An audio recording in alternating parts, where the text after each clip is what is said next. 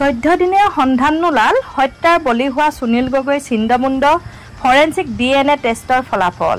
ইয়াক লৈ গভীৰ চিন্তাত পৰিছে পৰিয়াল। অসম আৰক্ষীৰ তদন্ত প্ৰক্ৰিয়াত ৰহস্যৰ গোন্ধ পাইছে সুনীল গগৈৰ পত্নীয়ে। নাই, বৰ্তমানলৈকে আমাক এতিয়ালৈকে একো জনোৱা নাই। তেওঁলোকে সদায় ফোন কৰিলে DSP ছাৰলৈ ফোন কৰি থকা হয়। তেওঁলোকে ফোন কৰিলে কয় খবৰ পাবা, সোনকালে পাবা বুলি কয়। DNA টেষ্টৰ কথা সুধিলেও কয় সোনকালে পাবা, কিন্তু আজি DNA টেষ্টটো 10টা দিন হৈ গ'ল। এতিয়ালৈকে আমাক DNA টেষ্টটো দিবলৈ তেওঁলোকে সক্ষম হোৱা নাই। ইয়াৰ আঁৰত কি ৰহস্য আছে একো বুজি পোৱা নাই। বৰ্তমানৰ যিহেতু অৱস্থা হৈছে, ইয়াৰ উচিত তদন্ত হ'ব বুলি আশাই কৰিব নোৱাৰা নিচিনা। তথাপিও তেওঁলোকে আশা এটা দি আছে, কিবা এটা পাম বুলি কেতিয়াবা অনুভৱ হয়, কিন্তু কেতিয়াবা আশাটো হেৰুৱাই দিয়া নিচিনা লাগে। ইফালে ঘটনাস্থলীত উদ্ধাৰ অৰ্ধদগ্ধ মৃতদেহটো প্ৰকৃততে সুনীল গগৈ হয় নে নহয় তাক লৈ এতিয়া সন্দেহ প্ৰকাশ কৰিছে পত্নীয়ে। তদুপৰি ঘটনাস্থলীত উদ্ধাৰ হোৱা সুনীলৰ চাৰ্ট বেল্টক লৈও আজি তাৎপৰ্যপূৰ্ণ মন্তব্য কৰে পত্নীয়ে। এইটোৱে এতিয়া ৰহস্য হৈ আছে, কাৰণ কেলে DNA টেষ্টটো দিয়া হ'লেও আমি কিবা এটা গম পালোহেঁতেন হয় বা নহয়। কিন্তু বেল্ট তেওঁ মাৰি যোৱা নাছিলে, কিন্তু টি-চাৰ্টটো হয় বাৰু, তেওঁৱে হয়। সেইটো বেল্ট মাৰি যোৱা নাছিলে তেওঁ। মৃতদেহটো তেওঁ নহয় বুলি ভাবে নেকি? মোৰ সন্দেহ হয় এতিয়াও, কাৰণ কিয় মোক চাবলৈও যাবলৈ দিয়া হোৱা নাছিলে, আৰু যিসকলে চাইছে তেওঁলোকেও কৈছে চিনাক্ত কৰিব পৰা অৱস্থাত নাই। সেইটো কাৰণে এতিয়াও মোৰ সন্দেহ আছে। সেইটো কাৰণে DNA ৰিপৰ্টটোলৈ অপেক্ষা কৰি আছো, আৰু তেওঁলোকে কিয় ইমান হেমাহি কৰিছে এইটোৱে বুজি পোৱা নাই। হত্যাকাণ্ডত সংঘটিত হোৱাৰ আগদিনাৰ পৰা সুনীল গগৈৰ বাসগৃহত বাহৰ পাতি থকা JJMৰ কাম কৰা মিস্ত্ৰী ধুবুৰীৰ জাহাংগীৰ হুছেইন আজি পৰ্যন্ত নিখোজ হৈ আছে। সেয়েহে সুনীল গগৈ হত্যাকাণ্ডত জড়িত থকা হত্যাকাৰীক বিভিন্ন তথ্য দি জাহাংগীৰ হুছেইনে সহায় কৰিব পাৰে বুলি সন্দেহ পত্নীৰ, কিয়নো জাহাংগীৰ হুছেইন সুদীৰ্ঘ 2টা বছৰ ধৰি সুনীল গগৈৰ ঘৰৰ চৌহদত কেম্প কৰি আছিল, আৰু সুনীলৰ সৈতে তেওঁৰ টকা পইচাৰ লেনদেন আছিল।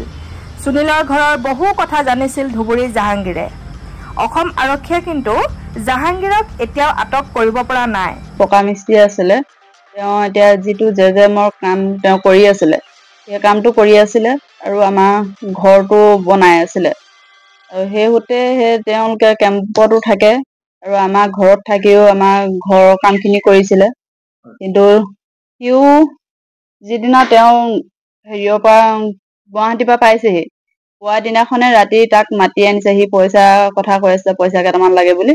তাৰপৰা সি সেইদিনাখন ৰাতি আমাৰ ঘৰলৈ আহিছে, আহি থাকি ভাত পানী খাই পিছদিনাখন লগতে ওলাই গৈছে, আৰু তাক নমাই থৈ গৈছে। যি কেম্পলৈ যায় সেই যোৱা ৰাস্তাতে তেওঁ নমাই ধেমাজিলৈ গৈছিলে, আৰু সেইদিনাৰ পৰাই সি কেম্পলৈ নগৈ সেইদিনাৰ পৰাই নিৰুদ্দেশ হৈ আছে। মানে তাৰ মোবাইলো চুইচ অফ, একো গম পোৱা নাই তাৰ বিষয়ে। এই বিষয়ে আৰক্ষীক আপোনালোকে জনাইছিলে নে যে আপোনালোকৰ ঘৰত থকা এজন নিখোজ হৈ আছে বুলি? মই সেইদিনাখন মই কোৱা নাছিলো চাগে, মই তাৰমানে ভবা নাছিলো তাৰ নেকি এতিয়ালৈকে নাই, এই কেছটো হৈ গ'ল। সেইটো কাৰণে এতিয়া মোৰ তাৰ পৰা সন্দেহ হৈছে, তাকো কিবা চাল কৰি তাক লগত লৈ ললে নেকি এওঁ ডিটেইলছবোৰ জানিবলৈ। কাৰণ কেলে সিহঁতে আজি এবছৰ হৈ গ'ল থকা, এওঁ প্ৰায়খিনি কথা গম পাইছিলে। তেওঁ আৰক্ষী আটক কৰিছে নেকি? এতিয়ালৈকে পোৱা নাই বুলি কৈছে। সেইটো এটা কেনেকুৱা কি ৰহস্য মই একো বুজি পোৱা নাই। ঘটনাটোৰ লগত তেওঁ জড়িত নেকি প্ৰত্যক্ষভাৱে? প্ৰত্যক্ষভাৱে নে এতিয়া ক'ব নোৱাৰো, মানে এতিয়া নিৰুদ্দেশ হৈ থকাৰ কাৰণে মোৰ সন্দেহ হৈছে এতিয়া সিও জড়িত হৈ আছে নেকি সিহঁতৰ লগত। কাৰণ কেলে যিটো মানুহে এই কামটো কৰিছে, মানে তাক লগত এওঁৰ বিষয়ে গোটেইখিনি সবিশেষ জানিবৰ কাৰণে তাক লগত লৈছে বুলি মোৰ অনুমান হৈছে। মানে এতিয়া জাহাংগীৰ হুছেইন, ঘৰ ক'ত আছিল? ধুবুৰী হয়। আৰক্ষীৰ তদন্ত প্ৰক্ৰিয়াক লৈ সন্তুষ্ট নহয় সুনীল গগৈ আত্মীয় লোকসকল, আৰু দুদিন ভিতৰত আৰক্ষীৰ পৰা ঘটনাৰ সন্দৰ্ভত সন্তোষজনক একো বিশেষ সঁহাৰি নাপালে শীঘ্ৰে পৰিয়ালটোৱে ন্যায় বিচাৰি তীব্ৰ গণতান্ত্ৰিক আন্দোলনৰ কাৰ্যপন্থা গ্ৰহণৰো সিদ্ধান্ত লৈছে। যিটো গতিত প্ৰক্ৰিয়াটো চলিছে, ইয়াক লৈ আশাবাদী মই নহয় বুলিয়ে ক'ব লাগিব। জোনমণি ৰাভাৰ দৰে হয়তো মোৰ অৱস্থা তেনেকুৱাই হ'বগে বুলি ভাবিছো।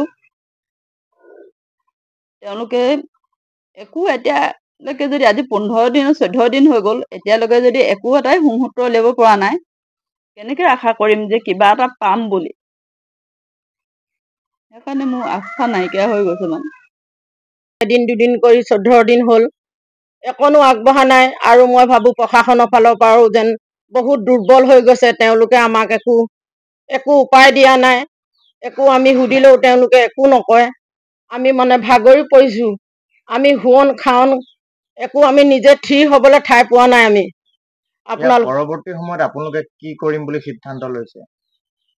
আমি এইটোৱে ভাবিছোঁ, উপায়টো নাই। আমি এই 2টা দিনে বাট চাইছোঁ।